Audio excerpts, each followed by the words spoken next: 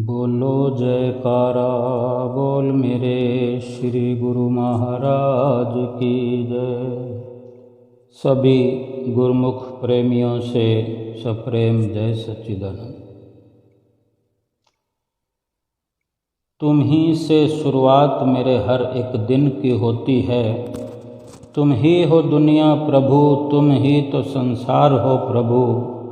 ढूंढता रहता मैं जिंदगी भर दुकान खुशियों की। आज पता चला आप ख्वाबों का बाजार हो तुम। विचार करें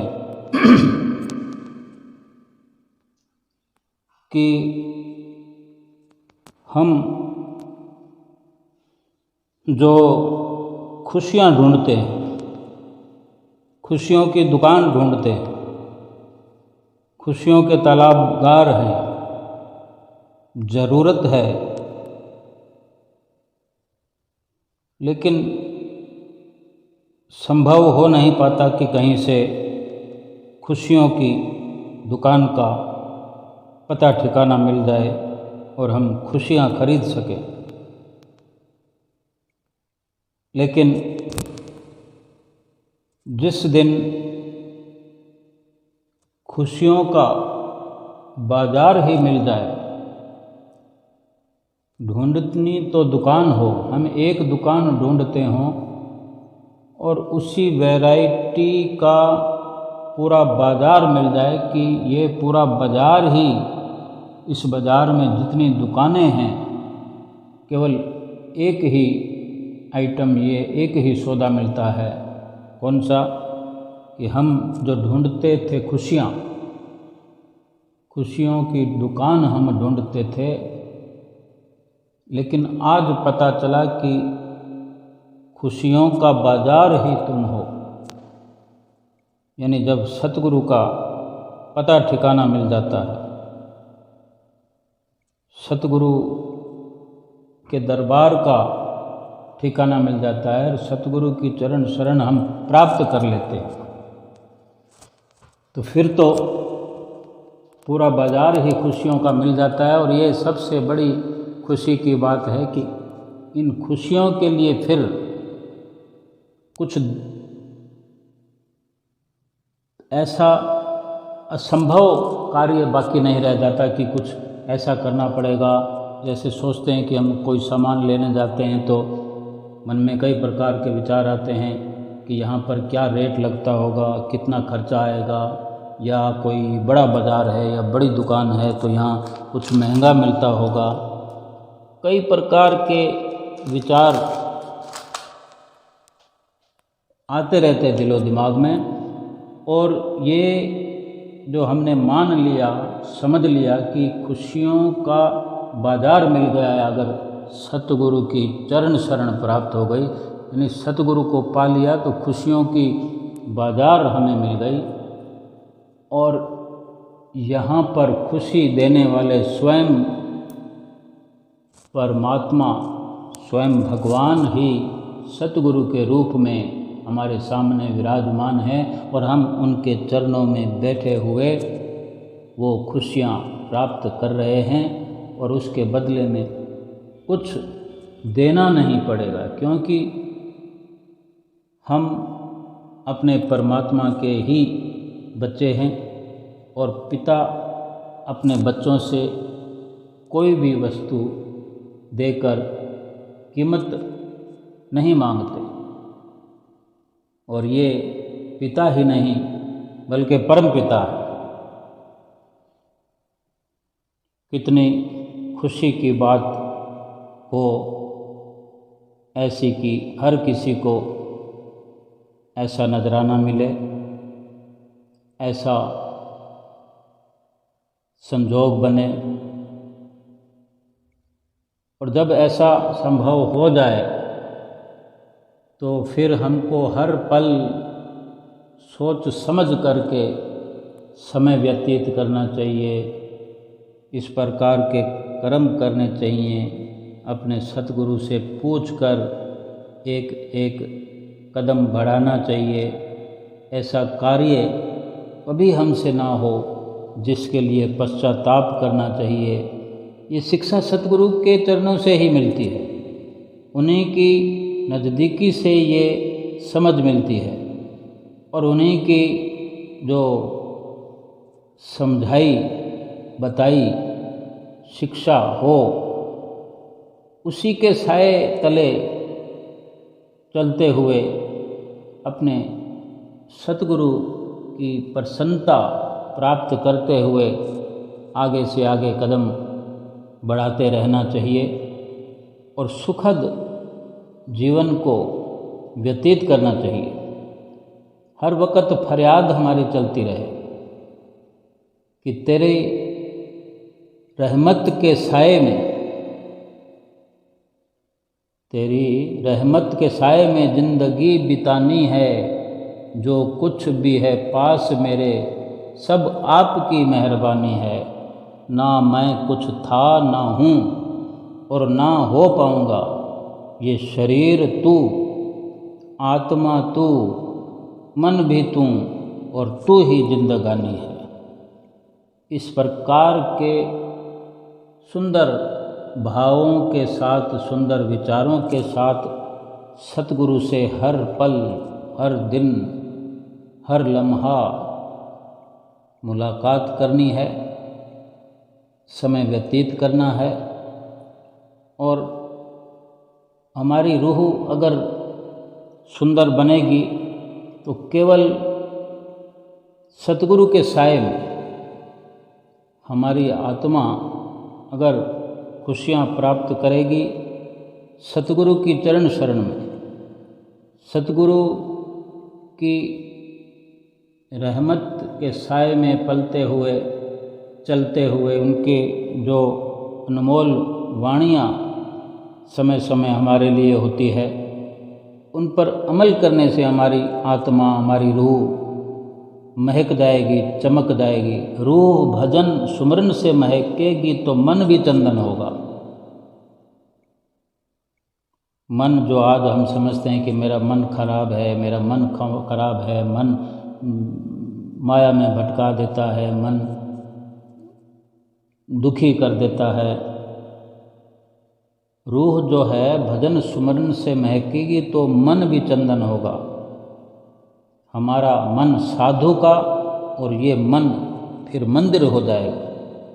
तन को जितना रंगना चाहें रंग लें, तन को जितना रंग लो, मन को बंदगी में रंगना होगा। तन को चाहे अच्छे अच्छे कपड़े पहनाएं, सजाएं, चमकाएं, लेकिन ये ख्याल हर वक्त होना चाहिए कि मन को बंदगी में हर पल रंगते चले जाना होगा। और मन को जिस दिन पूरा रंग लेंगे तो ये हमारा मन जो है, हमारा हृदय जो है, ये भी खुशियों का धाम बन जाएगा। एक खुशी को जो ढूंढने निकले थे, कि खुशी की दुकान ढूंढने निकले थे, कि खुशी का बाज़ार मिल गया। खुशी के बाज़ार में ऐसे गए, खुशी के बाज़ार के मालिक के साथ ऐसी मित्रता हुई, ऐसे घुल मिल गए हम कि सारी खुशियों का खजाना ही उठा कर ले आए और अपने मन को ही खुशियों का धाम बनाने में हम सफल हो गए। ऐसा सतगुरु तो हर वक्त हमारे लिए सुलभ कराने के लिए प्रयास करते हैं कि हमारा मन जो है खुशियों का ठिकाना बन जाए, हमारा रोम रोम खुशियों से भरपूर हो जाए। हम ही कहीं ना कहीं संसार के क्षण भंगुर सुखों के लिए शाश्वत सुखों को ठुकरा देते हैं। सतगुरु के द्वार से जो मिलती है वो सच्ची खुशी है, सात्विक खुशी है, हमेशा रहने वाली खुशी है। हम संसार के झूठे सुखों के लिए, पल दो पल की खुशी के लिए, पल दो पल के आराम के लिए, थोड़े बहुत लाभ के लिए, वो सच्चा लाभ, सच्ची खुशी हम ठुकरा बैठते हैं। इतनी बड़ी गलती हमसे हो जाती है, ये सुधार हमने करना हो। ये मूर्खता है कि क्षण भंगुर सुखों के लिए शाश्वत सुखों को ठुकरा दिया जाए। संसार की जो चमक दमक है, संसार की जो झिलमिल दिखाई देती है, जो लुभावने सुख दिखते हैं, जो मन को लुभा लेते हैं और भगवान के नाम से दूर कर देते हैं, ये चमक दमक सांसारिक सुखों की, सांसारिक सामानों की गरजते हुए बादलों की तरह है। बादलों में जो, बादलों के साथ जो बिजली चमकती है वो दिखने में कितनी सुंदर दिखती है, लेकिन हमें पता होता है कि ये कहीं ना कहीं नुकसानदायक है, इसलिए हम वहाँ डरते भी हैं। लेकिन कोई अनजान बन कर के उस चमक को देखे ऊपर की ओर मुँह किए हुए और वो गड़गड़ाहट सुनकर खुश हो जावे कि ये तो कहीं डीजे साउंड से भी बहुत अलग प्रकार का साउंड है, सोच सकता है कि मज़ा आ गया, आनंद आ गया, बहुत चमक दमक में मन को लुभा देवे। लेकिन उसमें हाथ तो कुछ नहीं आता, केवल एक पलक झपकने जितनी देर तक बिजली चमक कर चली जाती है, जहाँ गिरना हो गिर जाती है। इसी प्रकार संसार के मन लुभावन सुख हैं, संसार की चमक दमक है, संसार के रिश्ते नाते हैं।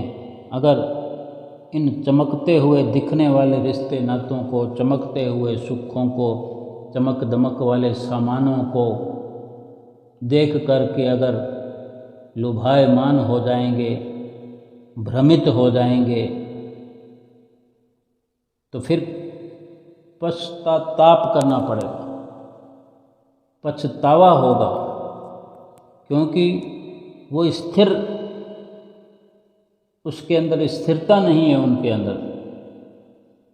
चाहे रिश्ते हों, चाहे किसी प्रकार के सामान हो, किसी प्रकार की चमक दमक झिलमिल हो, वो स्थायी नहीं है, क्षणभंगुर है। देखते ही देखते पलों के अंदर सब कुछ मिट जाता है। अभी कुछ है, अभी कुछ है, इस पल में कुछ है, अगले पल में कुछ है। ऐसा संसार का व्यवहार है, ऐसे संसार के रिश्ते हैं, ऐसी संसार की चमक दमक है। हमें इन सब से बचने के लिए सतगुरु से एक प्रार्थना नित्य प्रति हर पल हर घड़ी करनी चाहिए।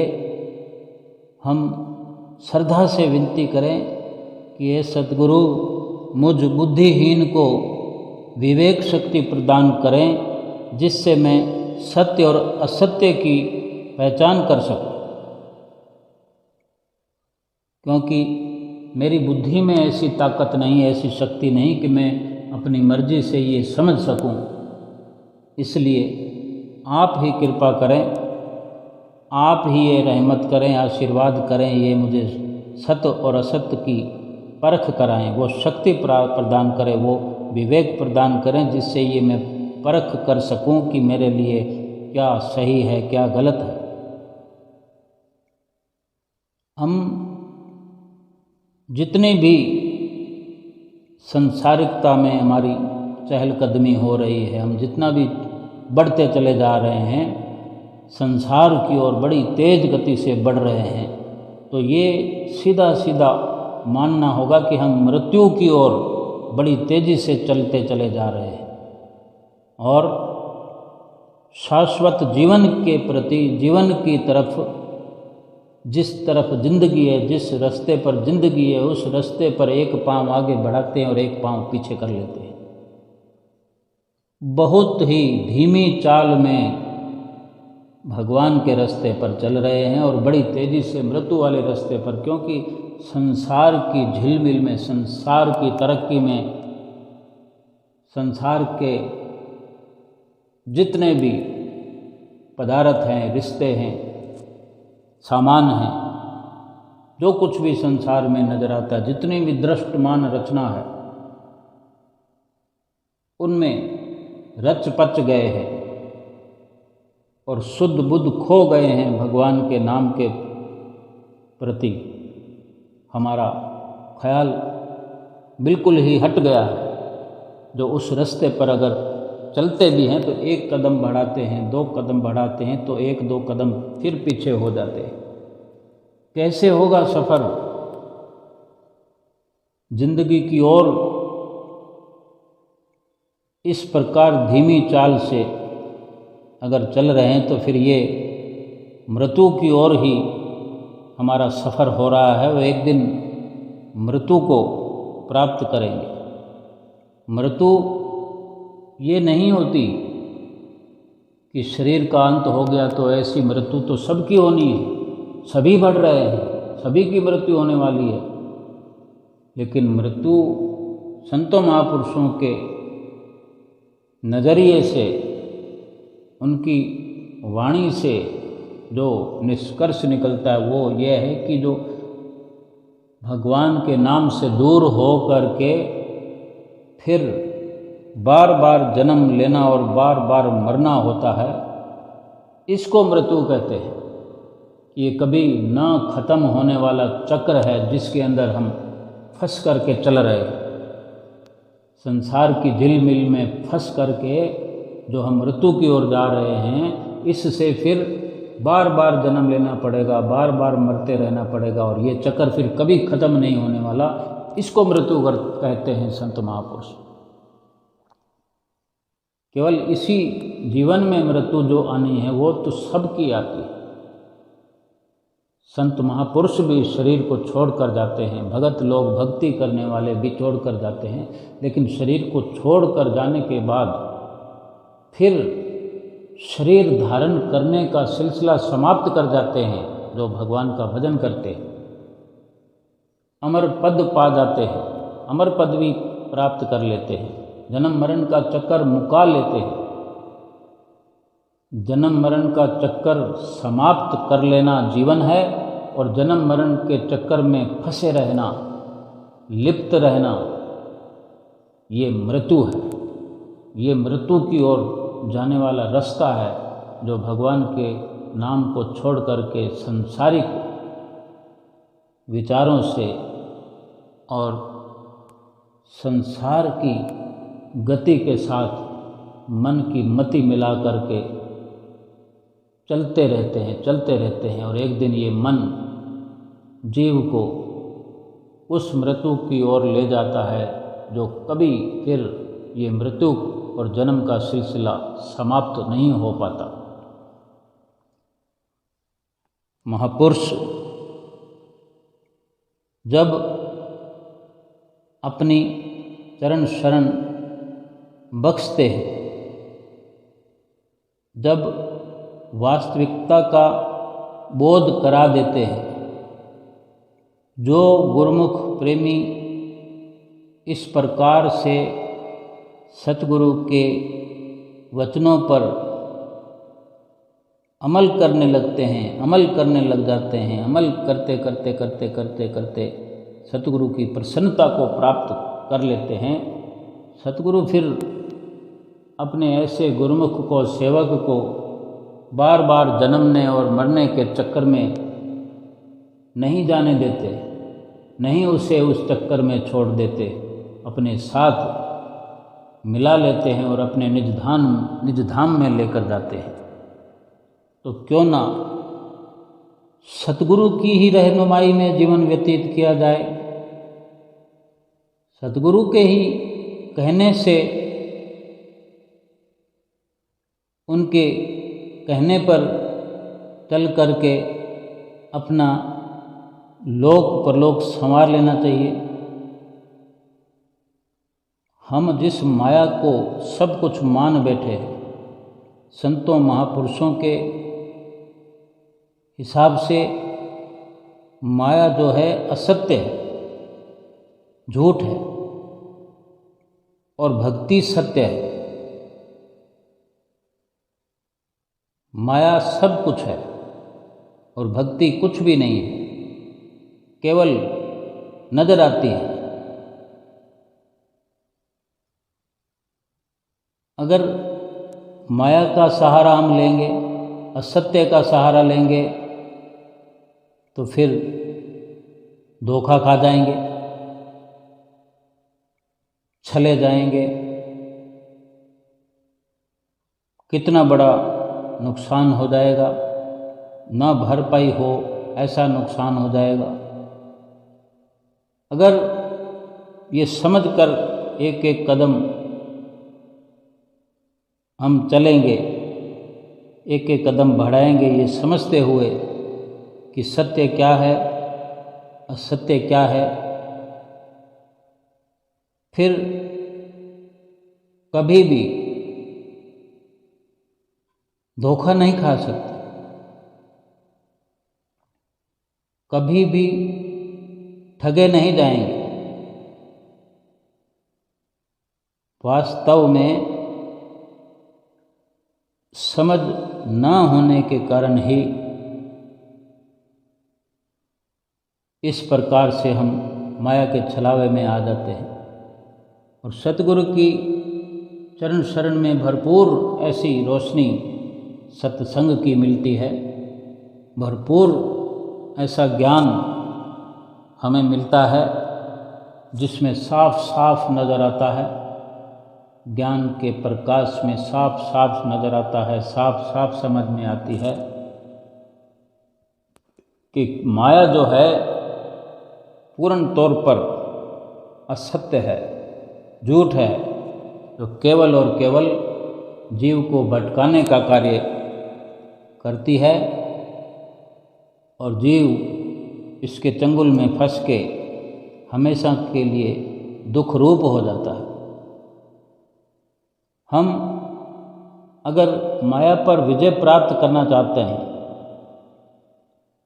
हम संसार में जो झुंड बनाकर चलते हैं, जगह जगह मीटिंगें करते हैं, आडंबर करते हैं, सब हमारी एक इस प्रकार की सोच बनी हुई है। जबकि हम सांसारिक विचारों से हैं तो इस प्रकार से सोच बन गई है, पर्दे पड़ गए हैं मति पर, माया के आवरण चढ़ गए हैं। पहले से ही ये मन मलिन था और मनुष्य जन्म में आकर भी माया के भुलेखे में फंस करके माया के पंजे से छूटने की बजाय पहले से अधिक गलतान हुए चले जा रहे हैं, लिप्त हुए चले जा रहे हैं। और क्या सोच बनती चली जा रही है कि अधिक से अधिक भीड़ इकट्ठी करना चाहते हैं, झुंड के झुंड एकत्र करना चाहते हैं। घर में कोई खुशी का मौका आता है तो ढेर सारी भीड़ इकट्ठी कर लेते हैं। अगर कोई शोक का समय भी आ जाता है, दुख की घड़ी आ जाती है, तो भी ढेर सारी भीड़ इकट्ठी कर लेते हैं। विवाह के समय, विवाह के दिन बड़े बड़े पैलेस अपने घर से, निजी घर से बहुत दूर जाकर बड़े बड़े पैलेस जो बने होते हैं उनका बहुत सारा रुपया देकर, किराया देकर 24 घंटे के लिए, 48 घंटे के लिए उसको खरीद लेते हैं किराए पर। और फिर वहाँ पर राग रंग, खेल तमाशे, रोशनाई, झिलमिल, सजावट और बहुत सारे लोगों का आना जाना, झुंड के झुंड चले आते हैं। खान पान पहरान सब कुछ नज़र आता है। ये सोच जो बनती चली जा रही है, इतना पैसा लगाया किसकी प्रसन्नता के लिए? उनकी प्रसन्नता के लिए जो हमारी जीवात्मा के हितैषी नहीं है, जो हमारी तो क्या अपनी भी, वो अपनी जीवात्मा का भी भला नहीं कर सकते। और बुरा इसमें क्या हो रहा है? बुरा अपने आप हो रहा है। अगर भला नहीं होता तो फिर बुरा अपने आप होता है, उसको करने की जरूरत नहीं है। अगर भलाई से हट गए हैं तो फिर बुराई है। दो ही बातें होती है। अगर हम सच की राह पर नहीं चल रहे हैं, सत्य की राह पर नहीं चल रहे हैं, तो झूठ की राह तो फिर खुद ब खुद ही अख्तियार हो जाती है। झूठ की राह पर तो फिर चलना ही होता है। अगर रात नहीं है तो फिर दिन तो है ही, दिन नहीं है तो फिर रात है ही। एक चीज़ के नहीं होने से दूसरी चीज़ अपने आप प्रकट रहती है।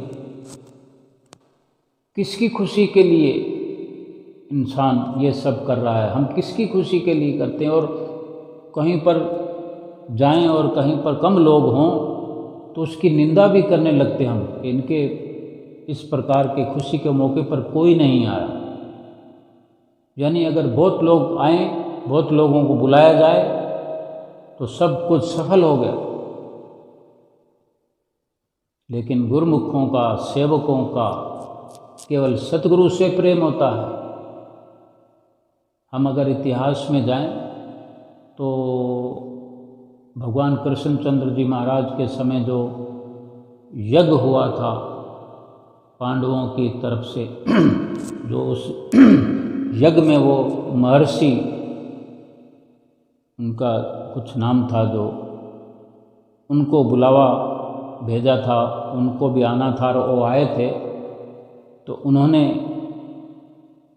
जो भोजन के समय सारी सामग्री को, जो भोजन की जो खाद्य सामग्री थी, जो भी भोजन थाली में जितने व्यंजन थे आसपास जो खाने के लिए परोसा गया था, तो उन्होंने सारा कुछ मिलाकर एक कर लिया और इस प्रकार से खाने लगे थे, सबको लपेट कर एक साथ कर लिया। और फिर जो देखने वाले गणमान्य थे, मन में केवल ऐसा विचार आया कि इनको तो खाने की भी अकल नहीं है, सब गुड़ गोबर कर दिया। जो कृष्ण भगवान की ओर से जो निश्चित ये करवाया गया था कि उन महर्षि को बुलाना तभी यज्ञ सफल होगा, तो पहले उनको बुलाना भूल गए। फिर अगर बुलाया तो इस प्रकार से मन में भाव लाने से ना पहले घंटा बजा और ना फिर इस प्रकार से घंटा बजा। तो भगवान श्री कृष्ण ने फिर से कहा कि जरूर कोई न कोई भूल चूक हुई है। महर्षि के पास फिर माता द्रौपदी गई और वहाँ जाकर जो नम्र निवेदन किया, तो जो कुछ भी सुनने को मिला अप्रिय था। फिर द्रौपदी ने जोर लगाया कि संत मिलन को जाइए तज माया अभिमान, एक एक जो पग धरे सौ सौ यज्ञ समान। यानी यज्ञ का फल नहीं मिल रहा था, इसलिए संत जी के पास जाना पड़ा, महर्षि के पास। और महर्षि ने जब मना किया तो फिर से निवेदन किया कि जिन भावों से मैं चलकर आई हूँ, और ये जो दोहा उच्चारण किया, एक एक जो पग धरे सौ सौ यज्ञ समान, मैं आपके पास भाव से, नम्रता से आपके दर्शन के लिए, आपसे मिलने के लिए आई हूँ। मुझे तो एक यज्ञ का फल चाहिए। और शास्त्रों में वर्णन है कि अगर इस प्रकार से कोई संतों से मिलने के लिए जाता है, संतों के सत्संग में जाता है या सत्य का संग करने के लिए जाता है, तो एक एक कदम में सौ सौ यज्ञ का फल मिलता है। तो एक यज्ञ का फल देना आपके लिए कौन सी बड़ी बात है। और महर्षि प्रसन्न हुए और फिर यज्ञ सफल हुआ। फिर घंटा बजा और यज्ञ की पूर्ति हुई। यानी जो हम, इतनी भीड़ थी उस वक़्त, उस यज्ञ में भी कितनी संख्या रही होगी, बहुत संख्या उस वक़्त थी। केवल एक भगवान स्वरूप महर्षि प्रसन्न नहीं हुए तो घंटा नहीं बजा। और जब उन एक महर्षि ने अपना आशीर्वाद दे दिया, प्रसन्नता जता दी, तो घंटा बज गया, यज्ञ की सफलता हो गई। तो इतनी भीड़ का क्या लाभ हुआ। हम ये विचार स्वयं करें आज कि झुंड के झुंड हम एकत्र कर रहे हैं, लेकिन एक भगवान को शामिल कर लें, भगवान को साथ लेकर चले। भगवान का नाम या भगवान की फ़ोटो केवल किसी कागज़ पर छपवा देने से, या भगवान की फ़ोटो दीवार पर लगा देने से, या किसी भी शुभ मंगल कार्य के अंदर शुभ कार्य हो रहा है, मंगल कार्य हो रहा है, वहाँ पर फोटो लगा दी। केवल उसी से मंगल नहीं हो जाता। हम जो इतनी बहुत बड़ी सारी भीड़ अपने दिल की हसरतों में लिए हुए घूमते हैं कि इतने लोगों को तो इकट्ठा करना ही करना है, इतने लोगों को कार्ड बांटे जाते हैं। घर जाकर एक एक बंदे के घर कितना समय लगता है, हम विचार करें कि हमने भगवान के लिए कितना समय निकाला। भगवान के पास पहुंच करके भगवान के घर जाकर कार्ड दिया कि नहीं दिया। भगवान को कहाँ ढूंढते फिरते हम कार्ड देने के लिए। भगवान तो हमारे भीतर है, और जिस दिन उस भगवान को बुलावा हो जाएगा फिर झुंड के झुंड बुलाना छोड़ देंगे। भीड़ की भीड़ पर जो हमारी आस्था है वो समाप्त हो जाएगी। अभी हमारा ये मन करता है कि अगर अधिक भीड़ आएगी तो हमारा नाम हो जाएगा दुनिया में। कितना नाम हो गया दुनिया में, भीड़ इकट्ठी करने वाले बहुत लोग हैं। अगर नाम हुआ भी है कुछ, सिकंदर जैसे बादशाह का कितना नाम हो गया। उसने तो अंतिम समय में अपना लिखित में दावा कर दिया कि मेरे हाथ खपन से बाहर खाली कर देना और सबको कह देना कि सिकंदर जैसा बादशाह दुनिया से खाली हाथ चला गया। जिस भीड़ के लिए, जिस लाव लश्कर के लिए जीवन भर वो प्रयास करता रहा, वो किसी काम ना आई। दूसरों को शिक्षा देकर गया और खुद अफसोस करते हुए चला गया दुनिया में। क्या हम भी इसी प्रकार जाना चाहते हैं दुनिया से कि अफसोस करते हुए जाएं, या खुशहाल जीवन बना कर जाएं? केवल उसी से, जिसका पश्चाताप अंत में करना है, उसी से ही रिश्ता कायम हमें अभी कर लेना चाहिए। उसी से प्रीत बना लेनी चाहिए। उसी को सर्वप्रथम बुलाने का मान होना चाहिए, हमारे अंदर मान होना चाहिए कि मेरे तो गिरधर गोपाल दूसरो ना कोई। फिर जितनी भीड़ आए ठीक है, हमारा सर्वोपरि जो कार्य है वो सतगुरु के साथ होना चाहिए, सतगुरु की अनुमति से होना चाहिए। सतगुरु किस में प्रसन्न होते हैं? सतगुरु जो प्रसन्न होते हैं वो केवल और केवल वो सात्विक विचारधारा रखने वाले से। और सात्विक विचारधारा यही है कि अपने चित्त को, अपनी चित्त वृत्तियों को प्रभु के नाम से जोड़कर रखें। अधिक से अधिक भीड़ की आस्था पर न चले, अधिक से अधिक संसार के आश्रित होकर न चले। सहारा वही होता है जो बुलाने से पहले काम आए, बिन बुलाए आ जाए। वो सहारा भगवान का है, भगवान के नाम का है। बुलाने की ज़रूरत नहीं पड़ती। क्यों? कि विपदा आती ही नहीं। भगवान जिसके साथ खड़े हों, विपदा कहाँ से आएगी भला? जो दुख को मिटाने वाले सर्वेश्वर हों, जगदीश्वर हों, वो अगर हमारे साथ में ही रहते हैं तो क्या विपदा आ सकती है? कोई प्रधानमंत्री को साथ लेकर चलता हो, कोई किसी भी काफले में प्रधानमंत्री स्वयं चलता हो, तो क्या उसको कोई रोकने का साहस कर पाएगा? बल्कि उस काफिले के लिए, उस प्रधानमंत्री के लिए सड़कों को खाली करा दिया जाए, सब कुछ व्यवस्थित होता चला जाएगा, सब के सब चारों ओर इस कार्य में लग जाते हैं। ये तो उदाहरण है जहाँ भगवान का नाम चलता हो, जहाँ भगवान का नाम रहता हो, फिर वहाँ भला और किसकी ज़रूरत हो सकती है? लेकिन ये थोड़ी सतगुरु कहते हैं कि आप कोई शुभ या मंगल कार्य में किन्हीं को बुलाओ नहीं, किन्हीं के घर जाओ नहीं, कुछ नहीं कहते। लेकिन विचार इस बात का करना है कि ढेर सारी भीड़ और ढेर सारे लाभ लश्कर की तमन्ना में उस मालिक को, उस परमपिता परमेश्वर को हमने भुला दिया है। ये परेशानी की बात है। केवल इतना ही समझना है, चाहे जो मर्जी करे, लेकिन सतगुरु का नाम जो है अपने चित्त में हर वक्त होना चाहिए। उनकी आज्ञा का, उनके वचनों का अनुसरण हर पल होता रहे, अमल होता रहे।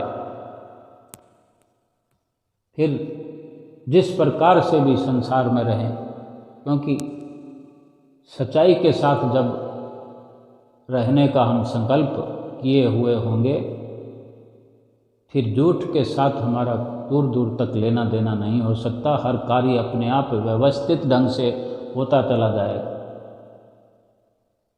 दूसरों को नज़र आता है कि संसार के समान फला व्यक्ति के पास अधिक है, मेरे पास होते तो मैं भी सुखी हो जाता। लेकिन पहले उनसे जाकर पूछा जाए कि जिनके पास संसार के संसाधनों की अधिकता है, तो वो क्या सुखी हो गए हैं? तब पता लगेगा कि क्या मुझे किसी की बराबरी करने की ज़रूरत है या नहीं। केवल जीवन में जो करने वाला कार्य है वो केवल यही है। बहुत से लोग इस प्रकार से वर्णन करते हैं, कहते हुए देखे जाते हैं कि हर प्रकार से नियम से चलने वालों के लिए जीवन आसान हो जाता है। तो नियम क्या है? सांसारिक जीवन व्यतीत करते हुए बहुत सारे नियम होते हैं। सड़क पर चल रहे हैं, ट्रैफिक का नियम होता है। बाइक पर चल रहे हैं, कार में चल रहे हैं, और किसी कार में चल रहे हैं तो नियम होता है, गाड़ी के कागजात होना चाहिए, अपना लाइसेंस होना चाहिए, जब गाड़ी चल रही है तो सीट बेल्ट लगा हुआ होना चाहिए, बाइक पर चल रहे हैं तो हेलमेट होना चाहिए, बाइक के कागजात होने चाहिए, लाइसेंस होना चाहिए। फिर और कहीं किसी ऑफिस में जाते हैं, कहीं भी किसी भी जगह जाते हैं तो सब प्रकार से अलग अलग नियम होते हैं। एक राज्य से दूसरे राज्य में जाते हैं, स्टेट से दूसरे स्टेट में जाते हैं, तो उस प्रकार का भी कुछ ना कुछ हमारे पास दिखाने को होना चाहिए। तो ये संसारिकता के इस प्रकार के कई नियम होते हैं। भगवान के रास्ते पर अगर हम चलते हैं, भगवान के रास्ते पर जब हम विजय प्राप्त करना चाहते हैं, भक्ति को अपना करके भक्ति में जीत हासिल करना चाहते हैं, तो ये विचार करो कि केवल कुदरती नियमों का पालन करना है। और वो कुदरती नियम क्या है कि सतगुरु की मौज के अनुसार चलो। अगर भक्ति करनी है, भक्ति सतगुरु से प्राप्त करनी है, तो सतगुरु की मौज अनुसार चलना पड़ेगा। अगर सतगुरु की मौज अनुसार चलेंगे तो नियति की, कुदरत की सारी शक्तियाँ हमारे सामने हाथ जोड़कर खड़ी हो जाएगी। ये सतगुरु की चरण शरण पाए, सतगुरु की ओट, सतगुरु के सहारे चलने वालों के साथ ऐसा निश्चित किया है। कुदरत की ओर से ये निश्चितता प्रदान की जाती है सेवक को, सतगुरु के सेवक को। अगर सतगुरु की मौज के अनुसार, और सतगुरु की मौज केवल यही है। पंचम पातशाही गुरु महाराज जी भी फरमाया करते थे, फरमाते रहा करते थे, खाओ पियो खुशियाँ मनाओ, बात ना भूलो एक, श्री आरती पूजा सेवा सत्संग सुमरन दर्शन ध्यान, चाहे बाधा पड़े अनेक। यानी संसार की सभी व्यवस्था आपके लिए है। आप किस लिए हो?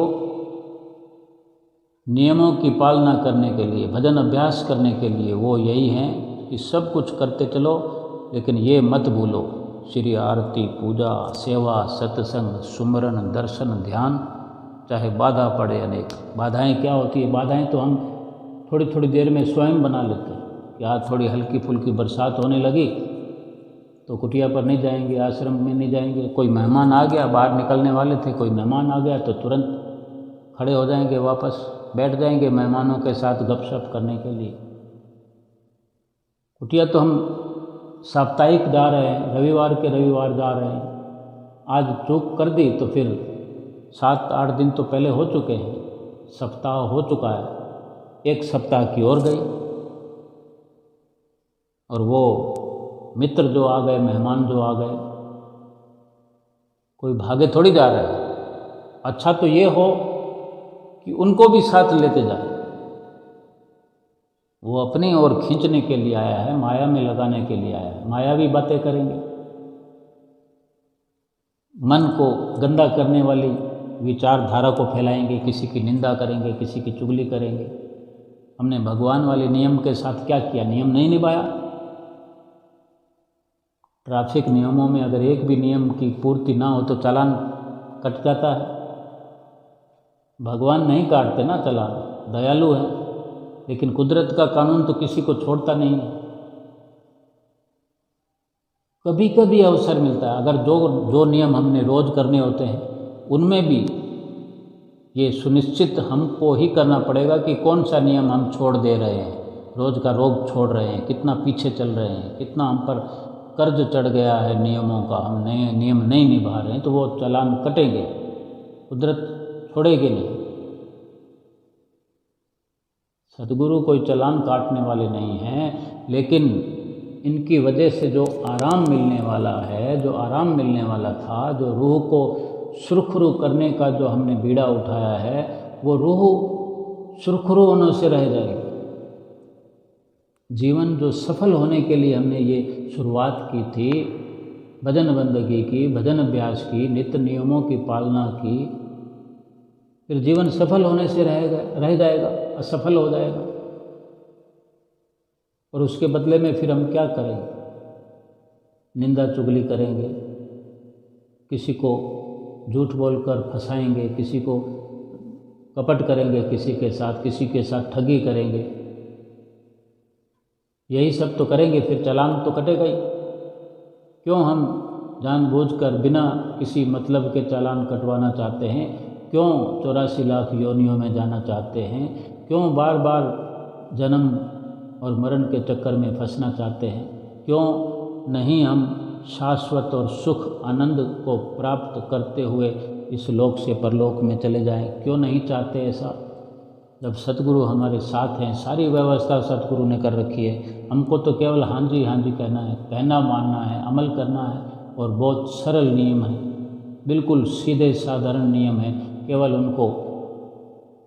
उनमें अपने आप को बांधना है, उनको निभाने के लिए प्रण करना है। फिर तो सारी कार्रवाई सतगुरु ने अपने आप करनी है। केवल इतना भी हम दम नहीं भर सकते कि हम निश्चित रूप से इन नियमों की पालना करेंगे। तो आज अभी से हम निश्चित रूप से एक बार फिर इन नियमों को निभाने के लिए प्रण करते हैं, संकल्प करते हैं और सतगुरु के आगे चरणों में विनती करते हैं, दंडवत प्रणाम करते हैं और उनसे फरियाद करते हैं कि मैं कमज़ोर हूँ, तुम ताकतवर हो। श्री आरती में नित्य प्रति गाते हैं ना, मैं निर्बल अति दीन हूँ, तुम समर्थ बलवान, सब विधि मम रक्षा करो, दीन बंधु भगवान। बोलो जयकारा बोल मेरे श्री गुरु महाराज की जय।